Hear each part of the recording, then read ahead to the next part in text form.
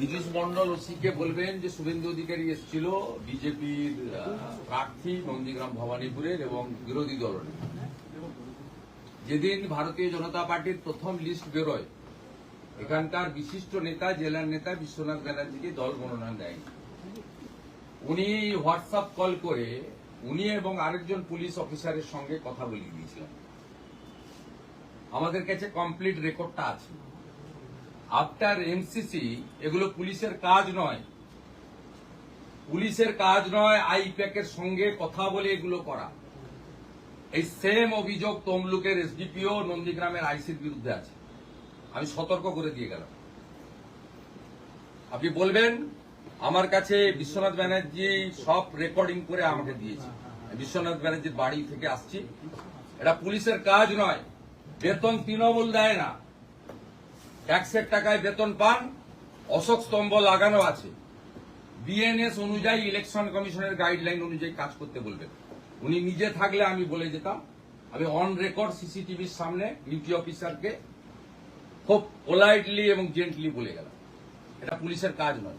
সেদিনকে বিজেপির প্রার্থী তালিকা বেরোয়, আমাদের বিশিষ্ট নেতা প্রার্থী পদের অন্যতম দাবিদার বিশ্বনাথ ব্যানার্জি মনোনয়ন পাননি।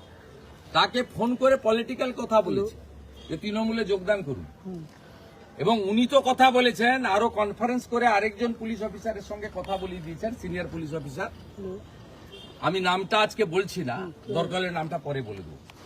আমার কাছে কমপ্লিট রেকর্ড রয়েছে। এই একই কাজ গত পরশুদিন দুপুরে এসডিপিও তমলুক করেছে, তার চেম্বারে সিসিটিভি ফুটেজ আছে। কিছু বিজেপির লোককে ডেকে বলেছে নির্দল প্রার্থী দিন। আপনারা জানেন ওখানে তৃণমূলের মিছিলে গেছিল ওই মীর কাজী বলে একজন সিভিক ভলেন্টিয়ার্স, ডিমোরালাইজ হয়েছে বিজেপির কমপ্লেনে। সিভিক ভলেন্টিয়ার্সদেরও বলছি এতদিন যা করেছেন ইলেকশন পিরিয়ডও করবেন না। নন্দীগ্রামে একজন সিভিক ভলেন্টিয়ার, আমরা কমপ্লেন করেছিলাম ভিডিও ফুটেজ দিয়ে, তাকে ডিমোরালাইজ করেছে, মানে as per norms and records ডকুমেন্টের উপরে। পুলিশ কমপ্লিটলি নিরপেক্ষ হয়ে যান। বেতন সরকার দেয়, বেতন কিন্তু পিসিও দেয় না, তৃণমূলে দেয় না, আইপ্যাকও দেয় না। কেউ বাঁচাতে পারবে না। আমরা এবারের নির্বাচন অন্যভাবে করব, পরিষ্কার করতে। আমাদের লোকদের সব করতে পারবেন না। আইন মানতে বাধ্য করব, যা দরকার তাই করব। ইলেকশন কমিশনকে বাধ্য করাবো এমসিসি অনুযায়ী কাজ করতে, পুলিশকে বাধ্য করাবো নিরপেক্ষ হতে। এগুলো পার্টি অফিস নয়।